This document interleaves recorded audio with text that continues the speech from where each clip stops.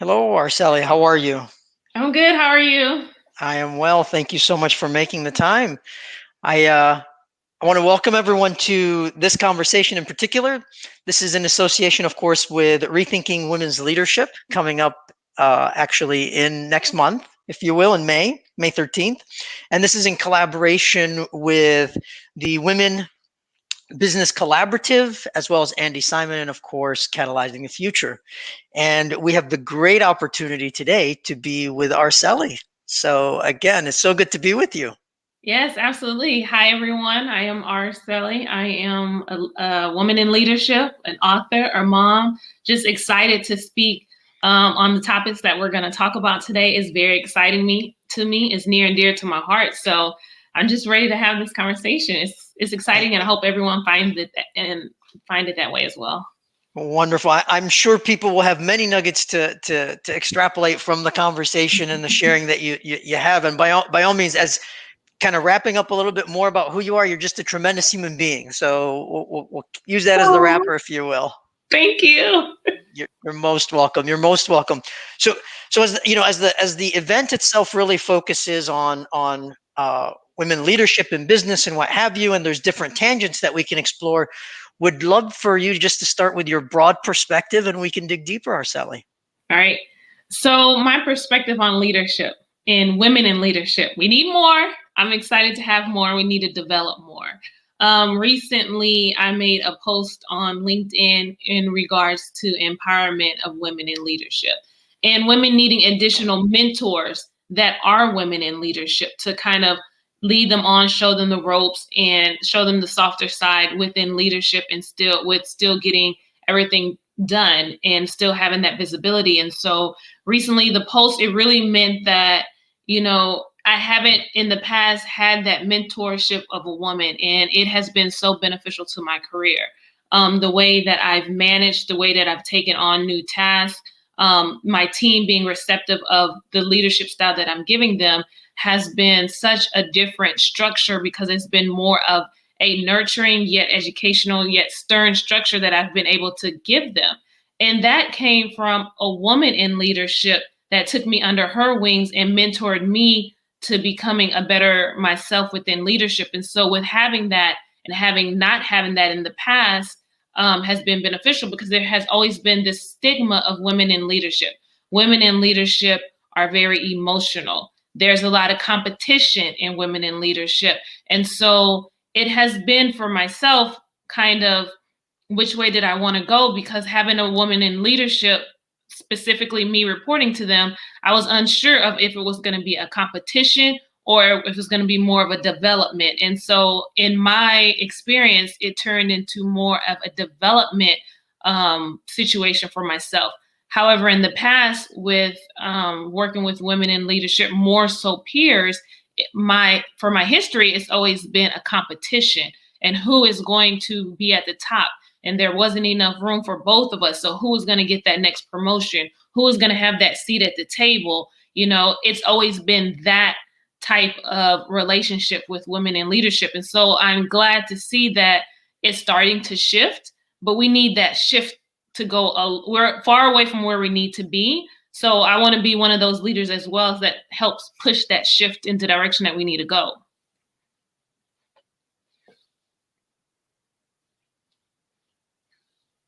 It's it's muted. Forgive me. Well said, Arceli. My apologies. And if you're good, I'm going to read a little bit of the quote and kind of have you tease out specific pieces that you'd like to emphasize. If that sounds good. Yeah. You wrote empower to promote the self-actualization or influence of. Mm-hmm. And then almost 4 years ago, as you mentioned, I accepted a leadership opportunity reporting to a woman for the first time in my career. Initially, I was nervous due to the general misconceptions of women in the workplace. So definitively calling out, the emphasis on misconceptions there. Fast forward to the present day. It was the best decision of my career. You emphasize the growth, guidance, and support I received has given me the confidence to lead in true authenticity. Right. Um, and this was, of course, in association with Women's History Month. Absolutely. So, if we want to say self actualization. And that goes hand in hand with the very end part that says leading in my true authenticity. So prior to this 4 years and myself in leadership, I'm not going to say I wasn't my full self. So I didn't lead with exactly who I was because I didn't want to not be received or to not have that next promotion or not to be able to walk with other people in the big leagues. So I always thought that there was a different way that I had to be. I had to talk a certain way. I had to speak. I had to be a little bit firm with the persons that I was leading. And so although that wasn't my natural character, I felt like that's who I had to be. I felt like that's what leadership was. Leadership was this, this, this. And that's the way I would always lead. But I soon found out that that's not always receptive and that you can be yourself. So when you're leading and you're not leading in your own true authenticity, eventually it's going to catch up with you. Eventually it becomes too much for you. And so that's what it slowly became with having, everyone wants to have a seat at that table. So when you finally get at the seat of the table, you're trying to be you're trying to participate, but you're thinking of two different things. You're thinking of who you need to be, and you're thinking of what you have to say. So you can't always do both hand in hand. And so that's what I mean by leading in my true authenticity. I was able to now lead with who I actually was and who I wanted to be. And then key on mentorship.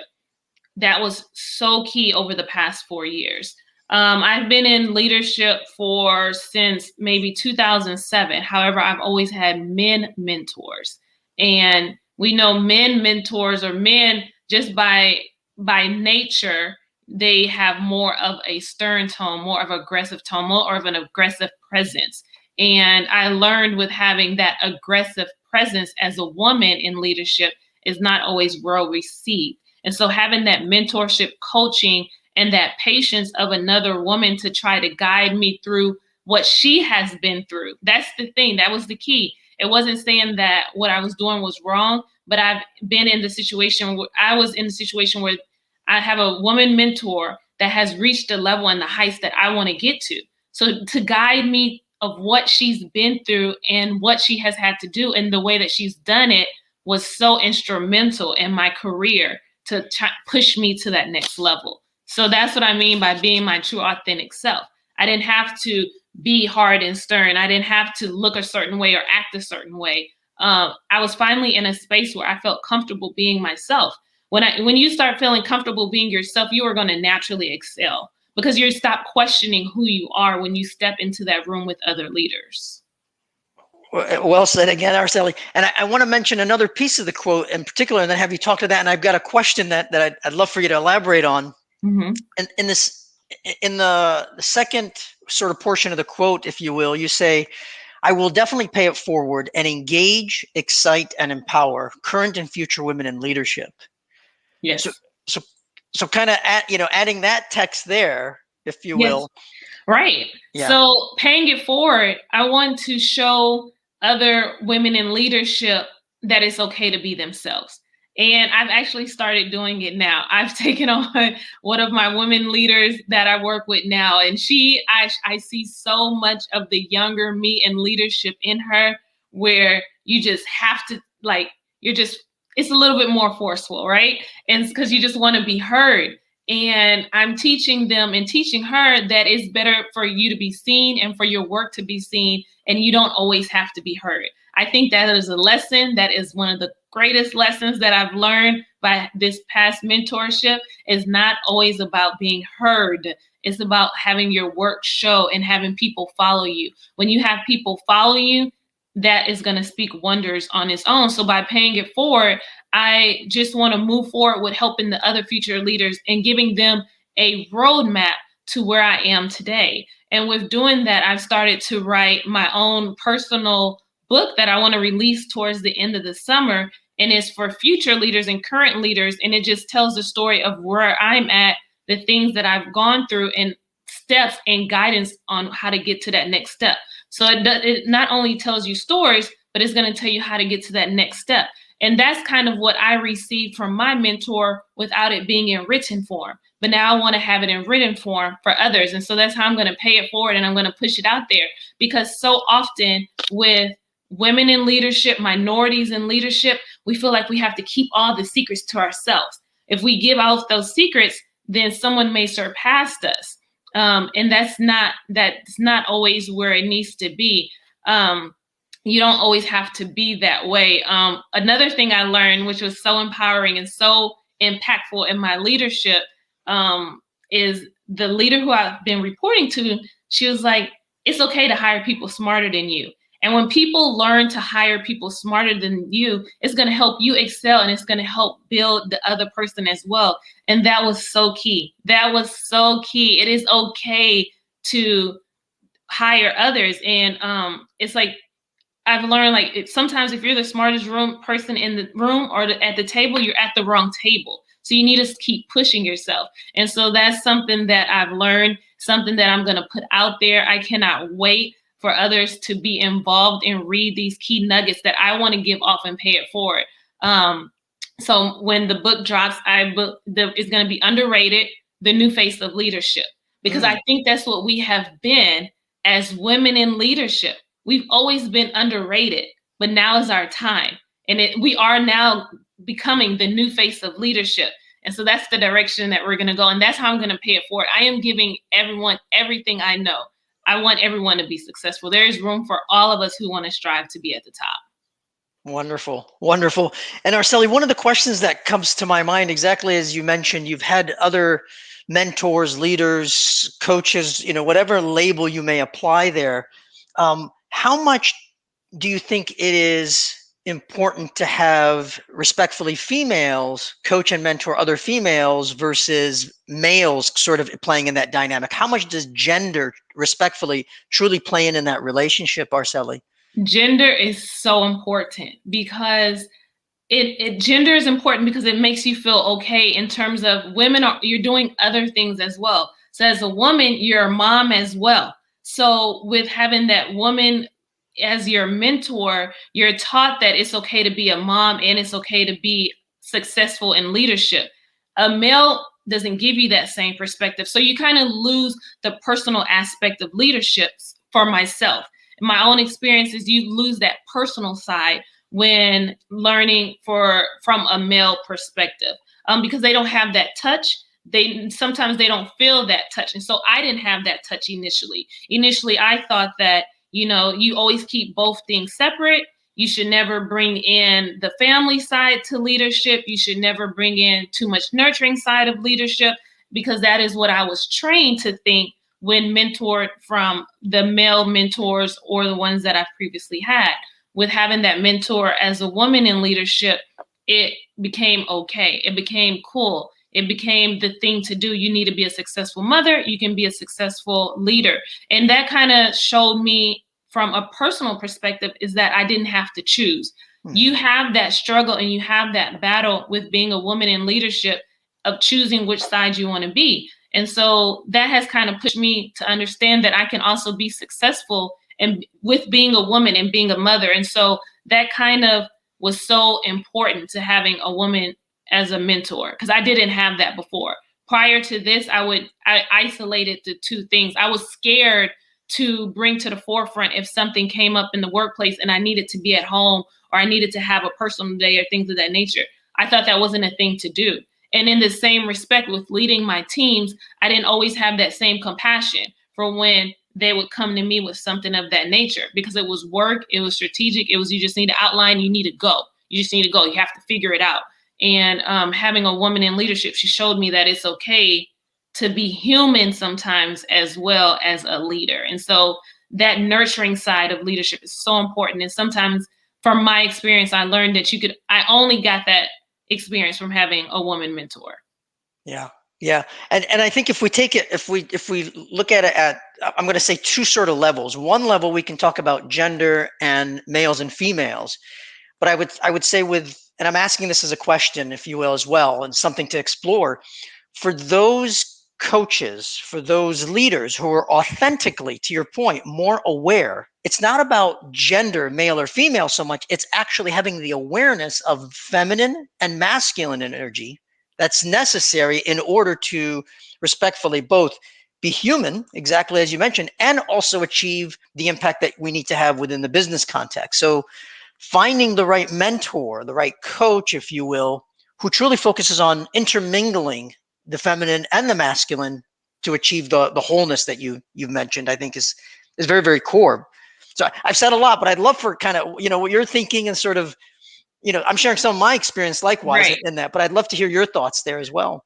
Right. So being more familiar with yourself is key for myself in leadership because you know your boundaries and you're more receptive. And so this is what I've learned as well. So with bringing in that nurturing side and learning that it's okay to have that nurturing side for the individuals that you're leading, their defense that they normally bring to you, it goes down. Their guards go down and people are more welcoming to come and bring issues, opportunities, or things to you. For example, if things are going wrong in the operations, sometimes prior to having the new mentorship that I have, it's more of a why didn't you figure it out? Mm-hmm. And so there'll be they're less receptive to bring it to me, right? So, but with me being more nurturing and understanding, like, okay, well, we need to do A, B, C, and D, they bring it to me more. They're more receptive. And so I'm not going to say the leadership team or the people you're leading are afraid of you, but they become more understanding and receptive of the person that you are. And so it's going to help the business as a whole because your team is not afraid to bring something to the forefront for you, or they know they're gonna help you, or it's kind of like a parent and child relationship. They know if they bring something to you, something bad may happen, but having that nurturing side to it is like, okay, well, this happened, and how do we move forward from it? Both leadership styles work. However, from a personal standpoint, one is more mentally relaxing for a person to bring to you versus thinking that it was going to be like a battle. And so Mm-hmm. I think that that's important when we talk genders or male, female, and things of that nature. Also, with having that side, I work in a field that's more driven towards male. It's a more male dominated field, and the men are more so aggressive, and sometimes they need that womanly touch to bring that aggression down in the workplace. And so previously I didn't have that, so it was probably just always on and going. And I think that with having that nurturing touch has been able to change the whole morale and the environment of the whole operations. The department that I'm leading right now has never been led by a woman before in the Wow. history. And now with having that touch to it, you can just see, and I've heard and I've been told that it's more relaxing because it's already a high pace, high intensity, high stress environment. And so just bringing that, hey, how's it going? What's going on? And that more personal side to the leadership has made them more effective in the work that they have to complete. Thank you so much for that. And I think one of the key things you're emphasizing, and I'm going to apply just a few other words, if you will, that come to my mind as I listen to your experience and I reflect on my own experience. The essence of a lot of what we're talking about is partnership. And that partnership is rooted in awareness. It's rooted in connection and finding how we connect with people, if you will, with each other. And definitively, bringing that human element into the workplace. And to bring the human element doesn't mean we're sacrificing business impact, but rather we're potentially activating it even more so. Exactly. So when you're not aware of the humanly side, I always say with my team and to anyone who leads to me, my team at work is so successful because of the people who are doing it. And we wouldn't be successful without the people. So if the people are in a high intensity and they're stressed out and they don't want to work and they're not receiving you well, your business at the same time is not going to flourish as well. Mm-hmm. So it's all about the people, and you have to be receptive and learn and adjust to the different personalities and the people and what they need. It is so important. It is so key. And I think when I had been mentored in the male perspective, it was more so that people are people and everyone is the same. I didn't necessarily work towards people's personalities and their actual needs because it was a person and it was something that was going to get done. With turning into having a mentorship from a woman, I've learned more that everyone is not the same and everyone doesn't react the same way, and different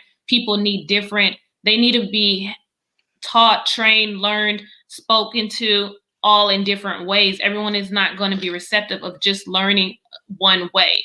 And so with me learning that, I know how to interact with this group of individuals. I know how to interact with this group of individuals. And that has been a more successful way for me to lead within leadership. Well said. And I think it really emphasizes exactly to your point.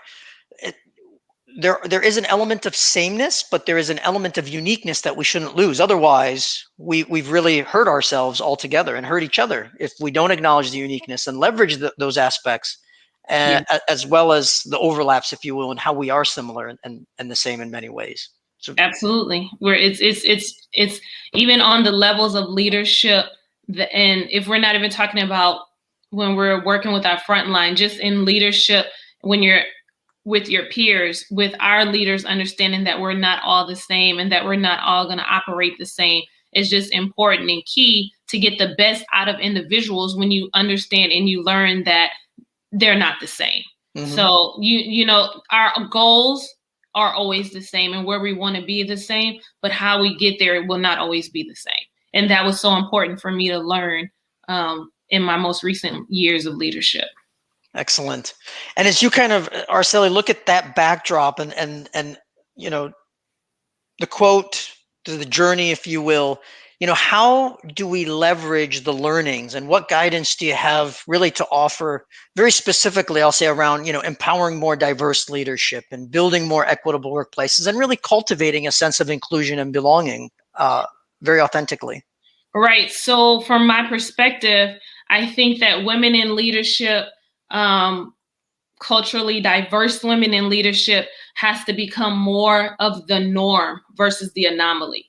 And until we do that, and until we learn to accept and work that in, we're still going to remain with this bubble on top of our heads, because until we understand that there's room and we include and we develop many more women to reach these heights, that perception of there can only be so many of us is going to remain there. So first, the companies, the corporations, the businesses, us that have already made it to these heights, we have to bring others along. We have to bring them along and we have to show that it's okay and we feel comfortable with them being brought along. Until we do that side, the dynamic of the women in the workplace is not going to change, because we will consistently still be the minority and will consistently, quote unquote, professionally fight against each other with being at the top. So we need to, people in my position need to mentor and help others and develop other women in leadership.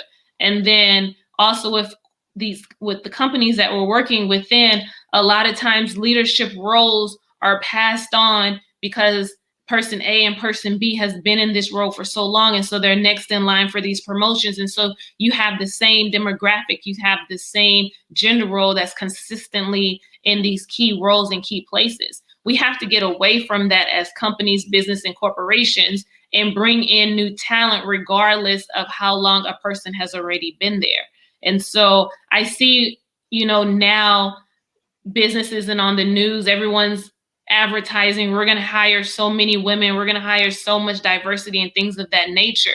Well, it's going to have to be more than talk and more than advertisement. And we're going to have to actually push it out there for this competition to alleviate itself and for this pain point to go away. So in the next few coming years, I think if the companies hold true to themselves and they make it okay and make it a thing for women in leadership to be there, this is how we are going to make it more comfortable for other women to lead and to bring others on. Thank you, Araceli. And I think there's two pieces you really honed in on. One is, you know, there's an element of hiring for fitness, but also hiring for the potential of developing other people and developing what they can contribute. So definitively one thread of thought.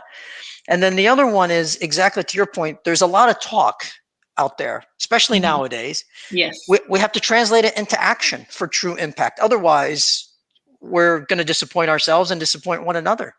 Right. That's exactly what it is. And so with the climate that we're in right now, it can't just be that it's now the cool thing to hire African Americans or people of color or minorities. It can't just be the cool thing to now we need these women in leadership, but what steps are we going to take? And you have to actually, show up and do it and make it and bring these people on it and be okay with learning to develop others. The position that I received, let me say this again as well. I didn't mention this part. The position in leadership reporting to my new boss, it was in the airline industry.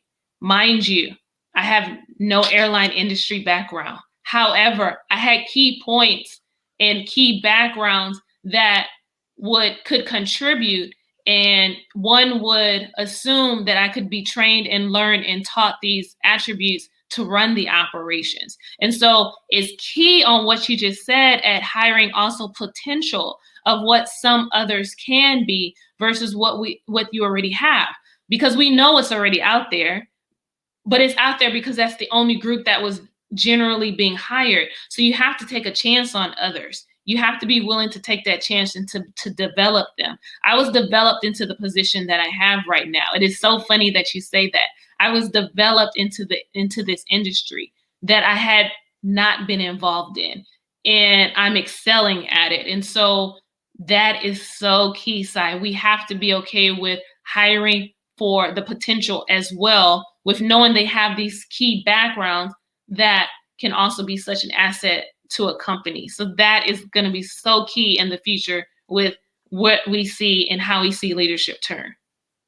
Well said, again, Araceli, and you've heightened really awareness, and I'll sort of phrase it slightly differently, if you will, to add on to what you're saying. This is truly a time of where our leadership is being tested. So this is a test of leadership, and that test, very simply, is not to simply hire people that have past experiences, because past experiences are not necessarily an indicator of future success. Mm-hmm. But authentically a test of our own leadership to be able to hire people with aspects in their experience that we can cultivate for greater impact. So if you can't cultivate and develop people respectfully, then are you truly a leader?